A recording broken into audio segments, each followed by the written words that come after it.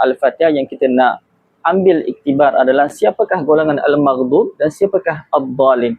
Menurut Sufyan al-Uyainah, al-maghdub adalah orang-orang daripada golongan ulama yang rosak seperti mana orang-orang Yahudi, di mana mereka tahu kebenaran tetapi mereka tidak amalkannya, mereka tidak mengikutnya. Manakala ad-dhalin adalah mereka-mereka yang daripada golongan orang yang beribadah, orang-orang biasa yang beribadah tapi mereka rosak seperti mana orang-orang Nasrani. Kenapa orang-orang beribadah mereka rosak? Yang pertama adalah mereka tidak ada ilmu tentang apa yang mereka lakukan, tapi mereka lakukan amalan tersebut. Ini banyak berlaku di kalangan masyarakat kita, di mana kita tengok ramai orang-orang yang solat, puasa dan sebagainya, tetapi mereka tidak pernah belajar. Bacaan dalam solat mungkin salah.